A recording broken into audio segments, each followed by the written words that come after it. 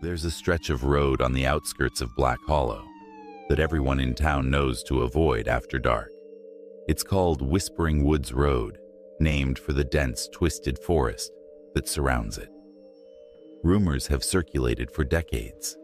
Disappearances, strange sounds, shadowy figures seen out of the corner of one's eye. But most people dismiss it as urban legend, all except the local police, who know the truth all too well. Officer Mark Higgins was new to Black Hollow, transferred from a big city precinct to what he thought would be a quieter life. It wasn't long before he heard about Whispering Woods Road.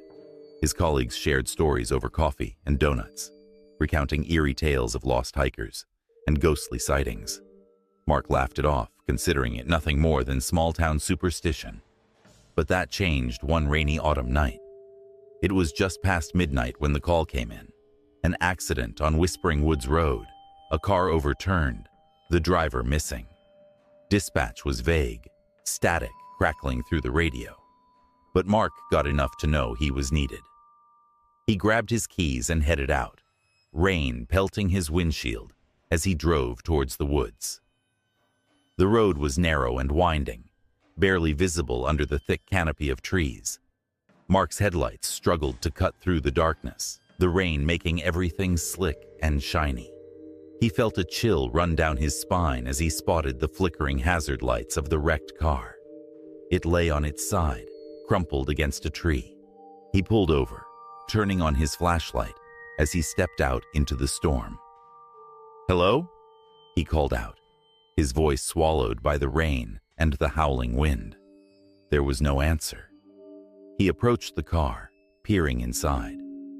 The driver's seat was empty, the door hanging open. Blood smeared the steering wheel, and Mark felt his pulse quicken. He scanned the area, looking for any sign of the driver. That's when he heard it, a faint whispering, like the rustle of leaves or a voice carried on the wind. Mark turned towards the sound, his flashlight cutting through the darkness. He saw nothing but trees, branches swaying in the storm. The whispering grew louder, more insistent. He took a step towards the woods, hesitating. "Is anyone there?" he shouted, his voice barely audible over the wind. The whispering stopped, and for a moment, there was silence. Then from the shadows, a figure emerged. It was a man, soaked to the bone, his clothes torn and bloody. He stumbled towards Mark, eyes wide with fear. "Help me," he gasped. "They're coming. They're coming for me." Mark rushed to the man's side, catching him as he collapsed. "What happened?" he asked, trying to steady him. They were in the road," the man stammered, shaking. "I tried to swerve, but they were everywhere. They whispered my name." Mark felt a chill. "Who was in the road?" he asked. The man's eyes darted around, his breathing rapid. The children," he whispered. "The missing children. They're in the woods. They're calling for help, but it's a trap. They want us in there with them." Mark's blood ran cold. He had heard the stories. Children who had disappeared near Whispering Woods, their bodies never found. He glanced towards the dark line of trees, half expecting to see pale faces staring back at him. "Stay here," he told the man, reaching for his radio. "I'm calling for backup." But as he raised the radio to his mouth, the whispering returned, louder this time. It seemed to come from all directions, surrounding him. He turned, shining his flashlight into the woods. Shadows danced between the trees, and Mark's hand trembled. "Officer Higgins, come in." A voice crackled through the radio. "Mark, are you there?" Mark hesitated, his eyes fixed on the woods. "I'm here," he said, his voice shaking. "I've got a man who's been in an accident. He says there are children in the woods." Silence. Then the voice on the radio spoke again, lower this time. "Mark, listen to me. Get out of there. Now." "What? Why?" Mark asked, confused. The children, they're not real, the voice said. It's the woods. They make you see things, hear things.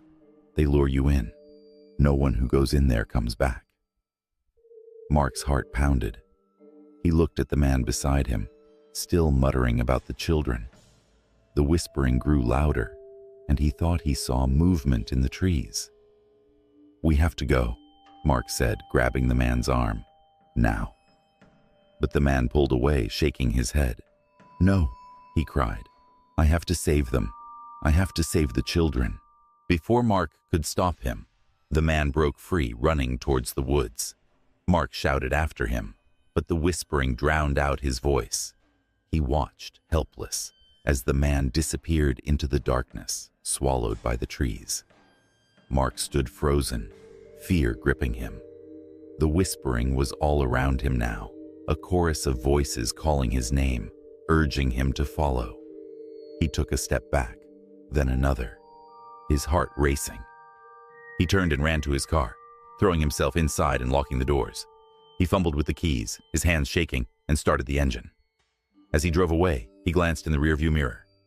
For a moment, he thought he saw figures standing at the edge of the woods, watching him leave. Pale faces, eyes dark and empty, mouths moving in silent whispers. Mark didn't stop until he reached the station, his heart still pounding. He stumbled inside, drenched and shaking. His colleagues looked up, concern in their eyes. Mark, what happened? One of them asked. Mark opened his mouth to speak, but the words wouldn't come. All he could hear was the whispering, echoing in his mind. He knew he would never forget it, never be free of it. The woods had a hold on him now, their whispers a part of him. And as the rain poured outside, Mark realized the truth. Whispering woods would always call him back, its dark secrets never letting him go. The road was cursed, and so was he. Cedarwood, a small, quiet town nestled in the mountains, had always been a peaceful place. The crime rate was low, the streets were safe, and the community was tight-knit. The local police station was a modest brick building, staffed by a handful of officers who spent more time dealing with lost pets than violent crimes. But that all changed one winter night, when something unspeakable found its way into their lives. Officer Sarah Miller had been with the Cedarwood Police Department for nearly 5 years. She was known for her calm demeanor and dedication to the job. On a cold, snowy night in January, she was assigned the overnight shift at the station. It was usually a quiet shift, with nothing more than a few routine patrols and the occasional check-in. But that night was different. Sarah sat at her desk, sipping on a cup of coffee, the steam rising in the chill of the room. The old radiator in the corner clanked and hissed, struggling to keep the station warm. The snow outside fell in heavy sheets, piling up against the windows. She glanced at the clock. It was just past midnight. The radio crackled occasionally with static, but there had been no calls, no emergencies, just silence. The silence was broken by the sound of the front door creaking open. Sarah looked up, surprised. No one usually came to the station this late unless there was an emergency. A figure stood in the doorway, silhouetted against the falling snow. As the person stepped inside, Sarah saw it was a young woman, her face pale, her eyes wide with fear. "Can I help you?" Sarah asked, standing up. The woman nodded, her lips trembling. "I need to report a crime," she whispered. Sarah motioned for her to come closer, guiding her to a chair. "What happened?" The woman took a deep breath, her hands shaking. "My name is Emily Brooks," she began. "I live out on Harper Road near the old Johnson farm. Earlier tonight I heard something outside my house. At first I thought it was just the wind, but then I saw someone standing in my yard, watching me." Sarah listened, her expression serious. "Did you get a good look at them?" Emily shook her head. No, it was too dark, but I could feel them watching me. And then I heard the whispers. A chill ran down Sarah's spine. Whispers? Yes, Emily said, her voice barely above a whisper. Voices. So many voices all around me. They were saying my name, telling me to come outside. I was so scared. I locked all the doors and called my neighbor, but no one answered. So I came here. Sarah nodded, trying to stay calm. Okay, we'll send someone out to check your property. In the meantime, you're safe here. Can you stay for a while? Emily nodded, relief washing over her face. Sarah picked up the radio, calling for backup. This is Officer Miller at Cedarwood Station.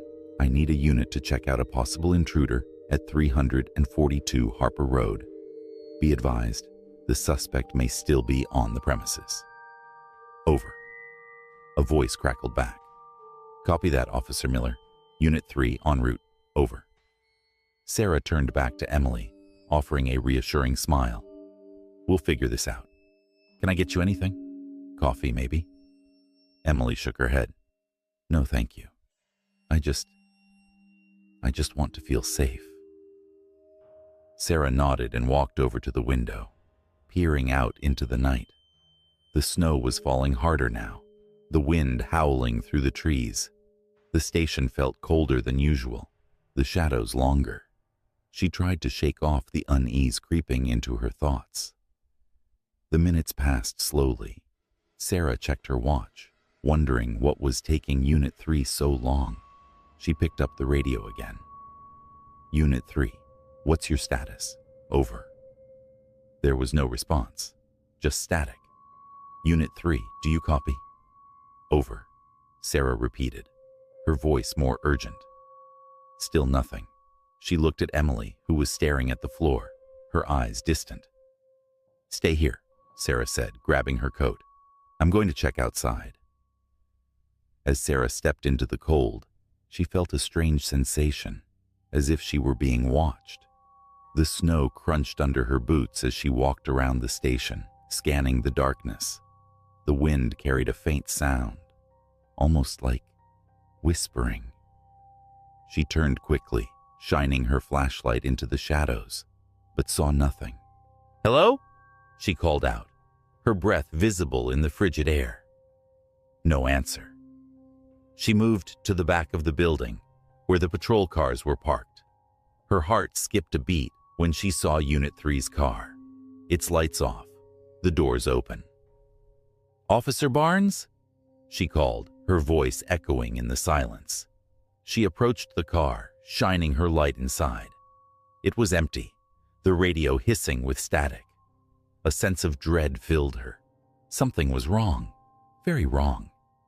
She turned to head back inside when she saw it, a figure standing in the doorway of the station, staring at her.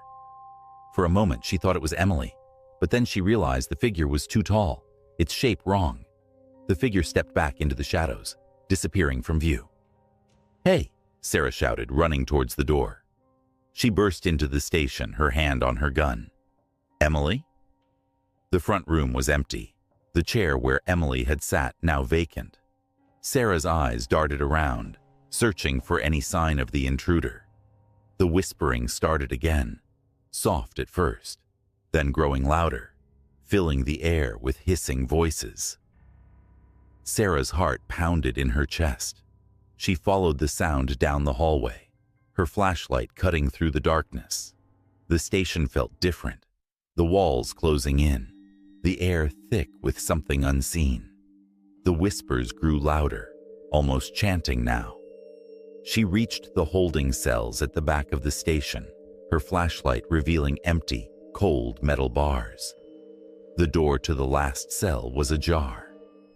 As she approached, a figure lunged out at her from the darkness. Sarah jumped back, her gun drawn, ready to fire. But it was Emily, her eyes wide with terror, her hands clutching the bars. Please, Emily cried. They're here, they're here. Sarah tried to calm her. Who's here, Emily? What's going on? Emily's voice was shaking. The voices. They won't stop. They're coming for us. They want us to join them. Sarah turned, scanning the hallway.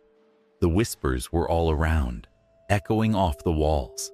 She felt a presence, something cold and malevolent. She reached for her radio, but the static was louder now, the voices merging into one. "Officer Miller." A voice whispered through the static, low and haunting. "Join us." Sarah froze. The voice was familiar. She had heard it before in her nightmares, in the darkness. It was the voice of someone who had died, someone she had lost. Her brother, who had vanished years ago, his body never found. "Sarah," the voice called again, more insistent. "Come with us." Tears filled her eyes. "No," she whispered, "you're not real."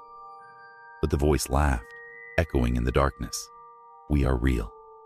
We are here. We are waiting." The station lights flickered, plunging the hallway into darkness. Sarah's flashlight sputtered and died. She was surrounded by the whispers, the voices closing in, filling her mind with their chilling song. Emily screamed, a sound that cut through the air like a knife. Sarah turned, but she was alone. Emily was gone, vanished into the shadows. Panic set in as the walls seemed to close around her. She stumbled back down the hallway, trying to find the exit, the way out. But the station had changed. The hallways twisted and turned, leading her in circles. Doors appeared where they hadn't been before, opening into empty rooms filled with shadows. The whispers followed her, growing louder, mocking her fear. "Sarah," the voices called, "come with us. Be one of us." She felt a hand on her shoulder, cold and skeletal. She turned, but no one was there. She ran, her heart racing, desperate to escape. The whispers became a roar, drowning out her thoughts, her screams.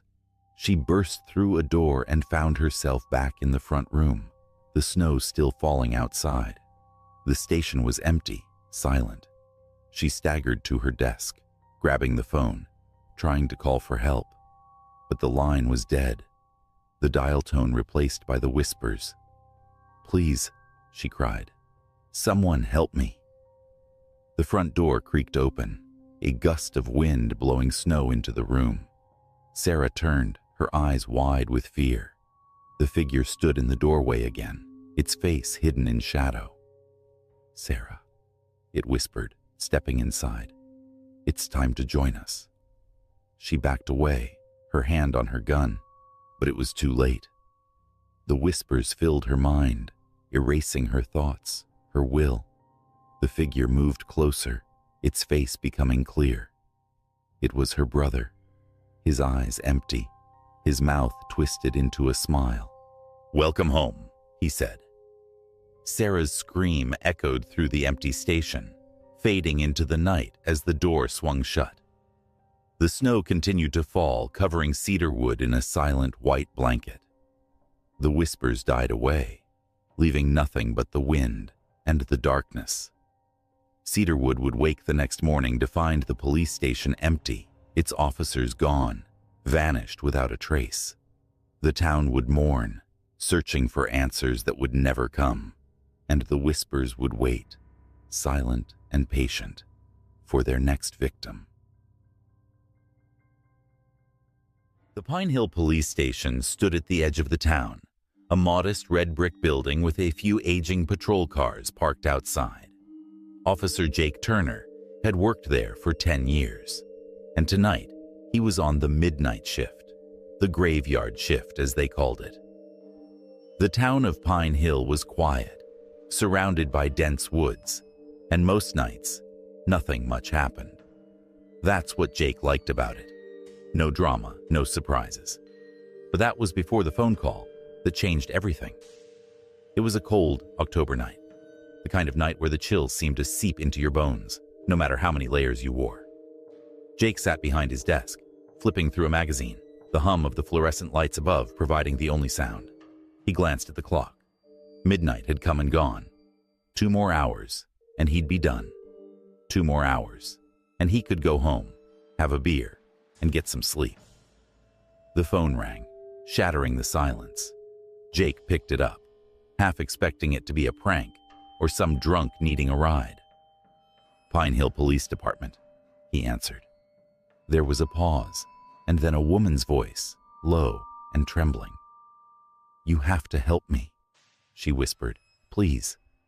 Jake sat up, suddenly alert. "Ma'am, what's your name?" "Rebecca," she said. Her voice was barely audible over what sounded like static.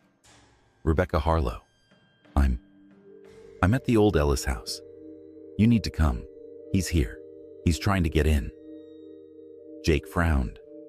The Ellis house had been abandoned for years, ever since old Mr. Ellis had died. Kids in town talked about it being haunted, but it was just a creepy, run-down building. "Rebecca, are you alone? Who's trying to get in?" There was a sound like a door creaking, and then Rebecca's voice again, more urgent. "Please, hurry. He's here." The line went dead. Jake grabbed his radio, calling for backup, but there was no response. Officer Williams, his partner, was out on patrol, probably checking on some noise complaint on the other side of town. Jake cursed under his breath, grabbed his flashlight, and headed out into the night. The Ellis house was only a 10-minute drive. As Jake drove, the wind picked up, rattling the bare branches of the trees that lined the road. He turned down the narrow dirt path leading to the house, his headlights cutting through the darkness. The old 2-story house loomed ahead, its windows like dark eyes, staring out into the night. Jake pulled up, his tires crunching on the gravel. He killed the engine and stepped out, his breath visible in the cold air. The wind howled, and for a moment, he thought he heard someone whispering. He shook it off and approached the house, his flashlight in one hand, the other resting on the gun at his hip. "Rebecca," he called out, his voice echoing in the night. "Pine Hill Police. Are you here?" Silence. The only sound was the creaking of the house as the wind battered its old wooden frame. Jake tried the front door. It was unlocked. He pushed it open, the door groaning on its hinges. The inside was dark, colder than the night outside. His flashlight beam swept across the dusty floor, revealing broken furniture, peeling wallpaper, and cobwebs. "Rebecca!" he called again, stepping inside. The door slammed shut behind him, making him jump. He turned, but the door was still. Just the wind, he told himself. Just the wind. He moved through the house, the floorboards creaking under his boots. A staircase led to the second floor, its steps covered in dust. Jake climbed, the wood groaning under his weight. He reached the top and paused. The air felt thick, heavy, as if the house itself was holding its breath. A door at the end of the hall stood slightly ajar. Faint light flickered inside like the glow of a candle. Jake approached, his flashlight shaking slightly. He pushed the door open and stepped inside. The room was empty, except for a single candle burning on a windowsill, casting long shadows on the walls. The air was cold, colder than outside, and Jake could see his breath. On the floor was a piece of paper, yellowed with age, covered in writing. Jake picked it up, his hands trembling. The writing was in ink, dark and smeared, as if written in a hurry. It read, "He's coming. He never left. The house is his. We are all his." A sudden creak behind him made Jake spin around. The door to the room was closing slowly, on its own. Jake's heart pounded in his chest. He rushed to the door, but it slammed shut before he could reach it. He grabbed the handle and pulled, but it wouldn't budge. "Rebecca!" he shouted, pounding on the door. "Rebecca, if you're here, answer me." No response, just the sound of his own breathing, loud in the silence. And then, the whispering started. It was soft at first, like the rustle of leaves, but it grew louder, filling the room. Jake pressed his ear against the door, straining to hear. The whispers were coming from the other side, a jumble of voices overlapping, saying things he couldn't understand. He backed away, his eyes darting around the room. The candle flickered, the shadows on the walls seeming to move. Jake's mind raced. What was happening? This couldn't be real. He had to get out. He grabbed his radio. "This is Officer Turner. I'm at the Ellis house. I'm trapped. Is anyone there?" His voice cracked with fear. Static. No response. The whispering grew louder, more insistent. Jake felt a chill run down his spine. He turned, and for the first time, he noticed something he hadn't seen before. A mirror, covered in dust, hung on the wall opposite the window. His reflection stared back at him, pale and wide-eyed. But then, the reflection smiled. Jake stumbled back, dropping his flashlight. The room plunged into darkness, except for the flickering candle. The reflection in the mirror moved closer, its smile widening, its eyes dark, empty voids. "Jake," the voice whispered. But it wasn't his voice. It was deeper, colder. "Jake, join us." The door flew open with a bang, slamming against the wall. Jake turned, his heart in his throat. A figure stood in the doorway, a shadow against the light from the hallway. It stepped forward, and Jake saw the face of a man, pale and gaunt, eyes sunken, his mouth twisted into a smile. "Jake," the man whispered, his voice like gravel. "We've been waiting for you." Jake's mind screamed to run, but his body was frozen. The man stepped closer, the air around him growing colder. Jake felt his breath leaving him, the room spinning. The man's eyes bored into him, dark, endless pits. "You can't leave," the man said, his voice filling Jake's head. "The house won't let you. You belong to us now." The candle flickered, the light dimming. Jake felt his knees buckle, his vision blurring. The whispering was deafening now, a cacophony of voices all saying his name. And then, everything went black.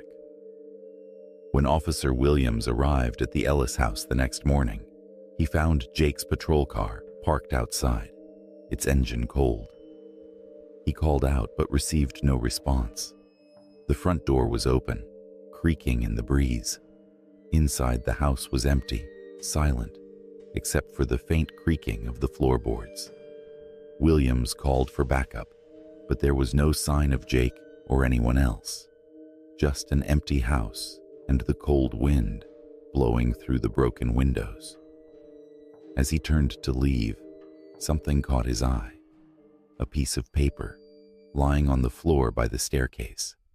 He picked it up, his hands trembling. It was yellowed with age, the writing dark and smeared. It read, "He's coming. He never left. The house is his. We are all his." Williams felt a chill run down his spine. He dropped the paper, his eyes darting around the empty room. He thought he heard something, a faint whispering, just at the edge of hearing. He shook his head, trying to shake off the feeling of dread. But as he stepped outside, he thought he saw something in the window. A face, pale and smiling, watching him leave. The town of Pine Hill never saw Officer Jake Turner again. The Ellis house remained empty, abandoned, a place where shadows moved and whispers lingered. The locals spoke of the haunted house at the edge of town, the house that took people and never let them go. And on cold, windy nights, if you listened closely, you could hear the whispers, calling your name, waiting for you to join them. Megan had been a 911 dispatcher for 6 years, and she thought she had heard it all. From drunk teenagers trying to prank the emergency line to terrified mothers reporting break-ins, she had managed to keep her calm through it all. But nothing had prepared her for the call she received that rainy October night. The storm outside was fierce. Thunder boomed, and lightning flashed across the sky, momentarily illuminating the quiet streets of Brooksville. The small town didn't see much action, which was just how Megan liked it. Her shift had been uneventful so far, and she hoped to keep it that way until her replacement showed up. Megan sipped her lukewarm coffee, yawning as she stared at the computer screens in front of her. The steady rain drumming against the window had a soothing, almost hypnotic effect, and she found her eyelids growing heavy. Just as she was about to drift off, the phone rang, jolting her awake. 911. What's your emergency? Megan answered, straightening in her chair. There was a pause on the other end, just static at first, then the faint sound of breathing. Hello? Megan said, her voice firmer. This is 911. Do you need help? Finally, a voice came through, shaky and barely audible. Yes, I need help. It was a woman, and she sounded terrified. Her voice was low, almost a whisper. Ma'am, what's your name? Megan asked, already typing a note into her system. Linda, the woman replied. Linda Keller. Please, you have to help me. There's someone in my house. Megan's heart rate quickened. Linda, where are you right now? I'm hiding in my closet. Linda whispered. I can hear him downstairs. He's calling my name. Megan's fingers flew over the keyboard as she entered Linda's information.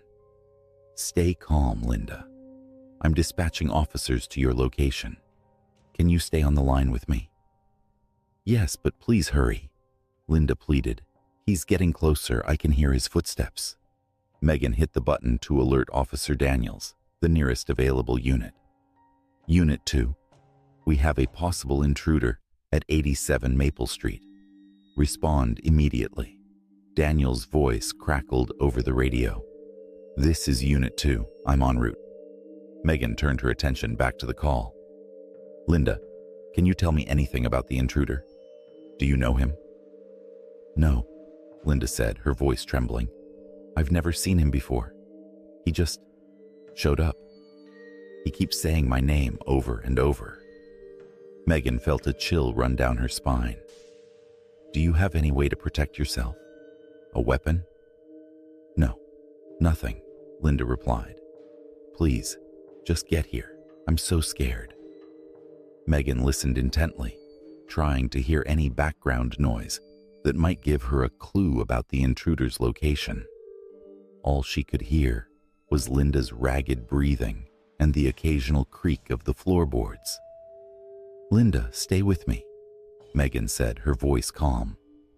The police are on their way. Just keep quiet and don't make any noise.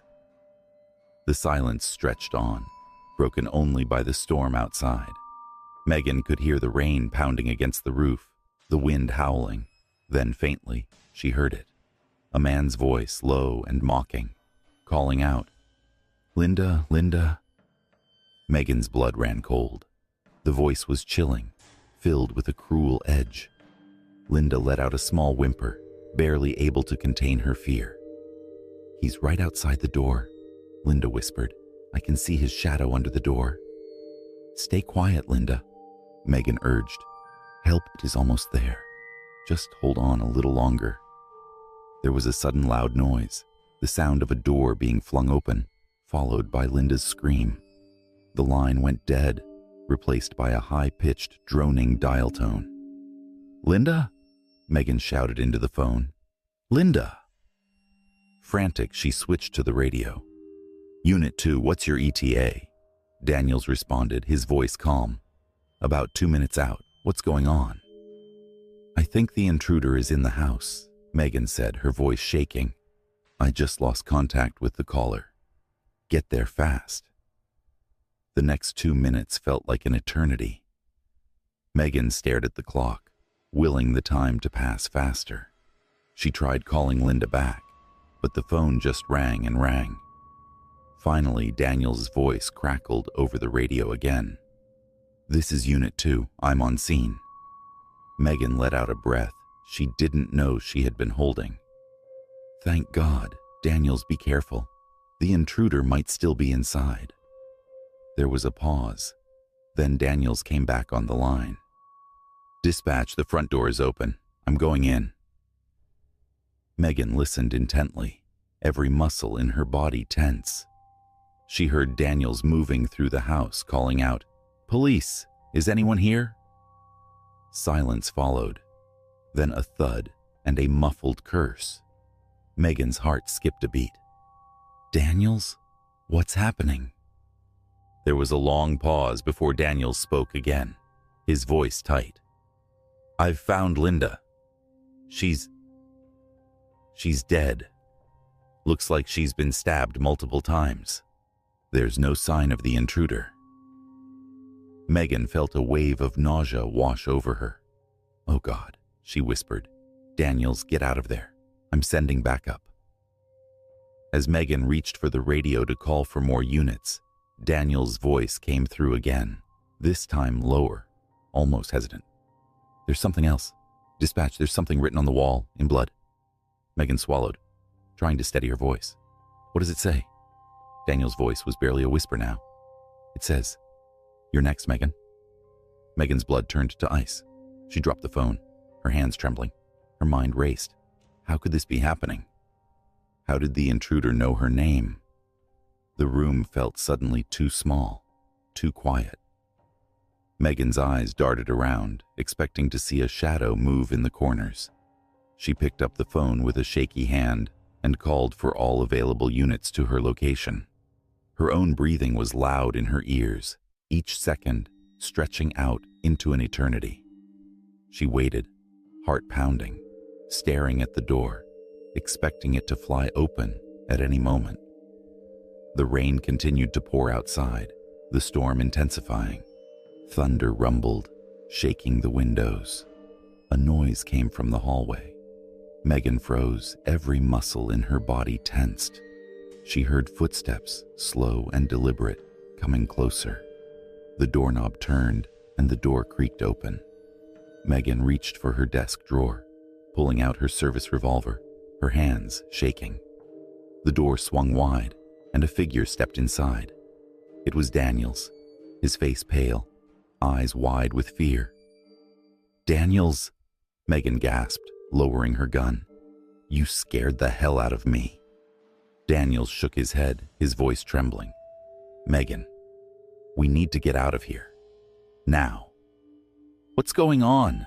Megan demanded, her heart still racing. "There's no sign of the intruder," Daniels said, his voice unsteady. But I found this in Linda's hand." He held up a crumpled piece of paper. Megan took it, her hands trembling. She unfolded it, the paper stained with blood. The words were scrawled hastily, almost illegible. "He's not alone. They're everywhere. Run." Megan felt the room spin. The walls seemed to close in, the shadows deepening. She looked up at Daniels, her voice barely a whisper. "What does this mean?" Before Daniels could answer, the lights flickered and went out, plunging the room into darkness. Megan's heart pounded in her chest as she fumbled for her flashlight, its beam cutting through the gloom. The whispering started, low and sinister, coming from all around. Megan's breath caught in her throat. The shadows seemed to move, shifting and swirling. Daniels backed away, his eyes wide with terror. "Megan, we need to leave now," he shouted, his voice cracking. Megan nodded, grabbing her radio. "All units, this is dispatch. We have a situation at headquarters. I repeat, we need backup now." The whispering grew louder, filling the room, echoing off the walls. Megan felt something brush against her arm, cold and clammy. She turned, but nothing was there. Just empty air. Daniels grabbed her arm, pulling her toward the door. "Come on, Megan." They ran down the hallway, the whispers following them, growing louder, more insistent. Megan's mind raced, her thoughts a jumbled mess. Who were they? What was happening? They burst through the front door into the pouring rain, the storm raging around them. The whispering was still there, riding on the wind, calling her name. Megan looked around. The dark parking lot empty, the streetlights flickering. "Where are they?" she shouted over the howling wind. "Where's backup?" Daniels shook his head, his face pale. "I don't know. They should have been here by now." A flash of lightning lit up the night, and for a brief moment, Megan saw them. Figures standing in the shadows, surrounding the station, their faces hidden, their eyes glowing in the dark. "They're here," she whispered, backing away, her heart hammering in her chest. The figures moved closer, the whispering growing louder, a cacophony of voices all saying her name. Megan's hands shook as she raised her gun, but she knew it wouldn't make a difference. The darkness pressed in, the storm raging around them, and the last thing she heard was the sound of her own name, whispered over and over. And then there was silence. The next morning, the town of Brooksville woke to find the police station empty. No sign of Megan, Daniels, or anyone else. Just the storm-battered building, doors wide open, and the faint echo of whispers in the wind. Officer David Cole had been working the night shift in the quiet town of Birch Hollow for nearly 5 years. He enjoyed the tranquility, the solitude, and the sense of calm that came with working in a place where nothing ever really happened. Tonight was one of those nights. The streets were empty, the air was crisp, and the only sound was the occasional rustle of leaves as the autumn wind swept through the small, sleepy town. It was nearing midnight, and David was parked near the edge of the town, his cruiser hidden in the shadows of a large oak tree. He sipped his coffee, feeling the warmth spread through him, fighting off the chill that the night brought. He was about to call it in and take one last round before heading back to the station when his radio crackled to life. "Unit 4, this is dispatch. Do you copy?" The voice of Kathy, the night dispatcher, came through, slightly distorted by static. David picked up the radio. "This is Unit 4. What's up, Kathy?" "David, we've got a 10:31. Possible burglary in progress at 238 Maple Street. Caller reported seeing someone breaking into the house," Kathy said, her voice unusually tense. David frowned. Maple Street was on the far side of town, where the old houses stood, abandoned for years. No one lived there anymore. "Are you sure about that address? Those houses have been empty for ages." "That's the address," Kathy confirmed. The caller was pretty insistent. Said they saw a light on and someone moving around inside. David sighed. "All right, I'm on my way. Keep the line open just in case." "Will do. Stay safe out there," Kathy replied. David started the cruiser and pulled out onto the deserted road. As he drove through the quiet streets, he couldn't shake the feeling that something was off. Birch Hollow was the kind of place where nothing much ever happened, especially not in the middle of the night. He turned onto Maple Street, the old houses looming in the darkness like silent sentinels. Their windows were dark, and the yards were overgrown with weeds. He pulled up to 238 Maple Street, an old Victorian house that had seen better days. The paint was peeling, the shutters hung crooked, and the yard was a tangled mess of overgrown bushes and dead leaves. The only sign of life was a faint light coming from one of the upstairs windows. David grabbed his flashlight and stepped out of the cruiser. The wind had picked up, and the trees around the house rustled, their branches creaking. He walked up the cracked pathway to the front door, his boots crunching on the gravel. The air was heavy, and David felt a shiver run down his spine. He knocked on the door, the sound echoing through the empty halls inside. "Police! Is anyone here?" he called out, his voice steady, but there was no response. David tried the doorknob. It was unlocked. He pushed the door open, and it creaked on its hinges, revealing a dark, musty hallway. The air inside was stale, and the faint smell of mildew lingered. David stepped inside, his flashlight cutting through the darkness. The beam swept over dust-covered furniture, old picture frames, and a long-abandoned coat rack. "Hello? This is Officer Cole with the Birch Hollow Police Department. Is anyone here?" He called out again, his voice echoing through the empty house. Still no answer. David moved deeper into the house, his footsteps echoing in the silence. He made his way to the staircase, the wood groaning under his weight as he ascended. The light he had seen from outside was coming from a room at the end of the hall. As he got closer, he could see that the door was slightly ajar, a faint yellow light spilling into the hallway. David approached the door, his heart beating faster. He pushed it open with the tip of his flashlight and stepped inside. The room was empty, except for an old rocking chair that sat in the corner, slowly moving back and forth, as if someone had just been sitting there. A single candle burned on the windowsill, its flame flickering in the draft. David felt a chill that had nothing to do with the temperature. He turned in a slow circle, scanning the room with his flashlight. "Hello? Is anyone here?" he called out, his voice breaking the heavy silence. Suddenly, the door behind him slammed shut with a deafening bang. David spun around, his flashlight beam dancing wildly across the walls. He ran to the door and yanked it open, his heart pounding. The hallway was empty, just as he had left it. He took a deep breath, trying to steady his nerves. "This is ridiculous," he muttered to himself. He was a seasoned officer, not some rookie spooked by an old house. He turned back to the room, planning to extinguish the candle, when he heard it.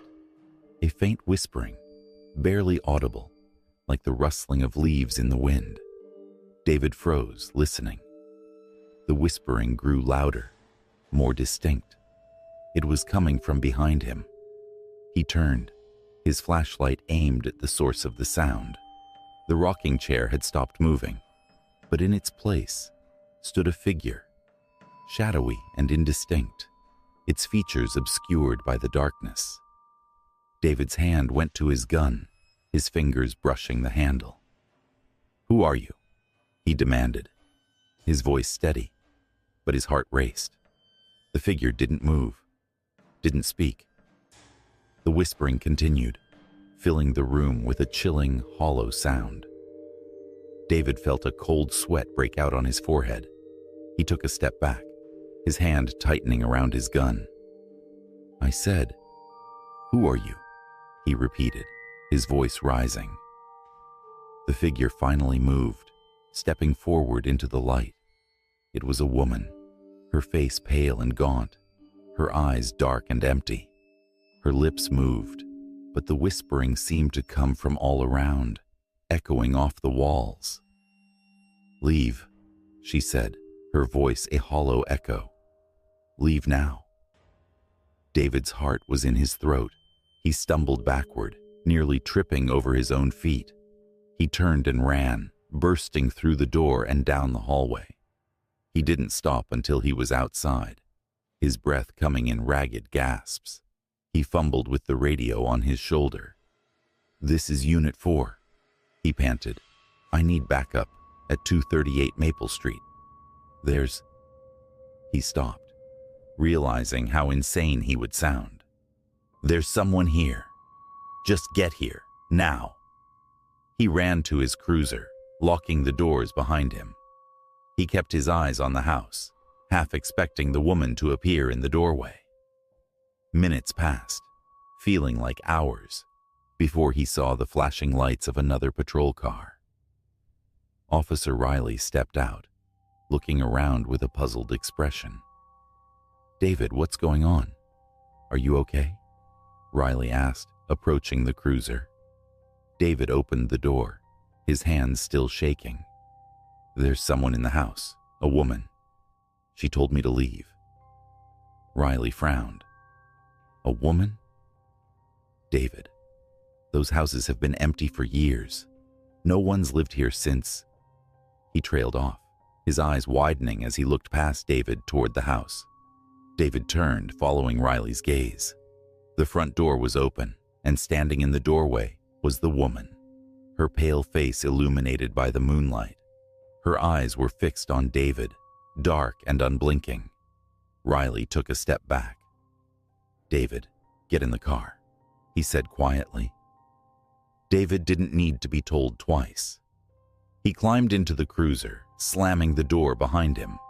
Riley did the same, and they both stared at the house, the figure in the doorway slowly fading back into the darkness. David's radio crackled to life. "Unit 4, this is dispatch. What's your status?" David picked up the radio, his voice shaking. "Kathy, you need to get someone else down here. There's something wrong with this place." There was a pause. Then Kathy's voice came back, confused. "David, I didn't send a call to 238 Maple Street. I haven't had any calls all night." David felt his blood run cold. "What?" "Kathy, I got a call about a break-in. You said..." Kathy cut him off. "David, I didn't send you there. You called me." David's mind raced. That was impossible. He had heard Kathy's voice on the radio, had responded to the call. He looked over at Riley, who was staring at him, his face pale. "David," Riley said slowly, "we need to get out of here." David nodded, starting the cruiser. As they drove away, he couldn't shake the feeling that they were being watched. He glanced in the rearview mirror, but the street behind them was empty, the old house standing silent and dark. As they turned the corner, David could have sworn he heard the whispering again, faint and echoing through the night. He gripped the wheel tighter, his knuckles white. He had a feeling that he would never forget that voice, or the darkness of the old house on Maple Street. For weeks, David couldn't sleep. Every time he closed his eyes, he saw her face, heard her voice telling him to leave. He started avoiding Maple Street, even during the day, the memory of that night haunting him. He wasn't the only one. Riley had requested a transfer, and Kathy swore she could still hear the whispering on the radio, late at night when the station was quiet. Eventually, David took an early retirement. He moved to another town, far from Birch Hollow, hoping to escape the memories. But every so often he thought he heard it, a faint whisper, a hollow voice, calling his name.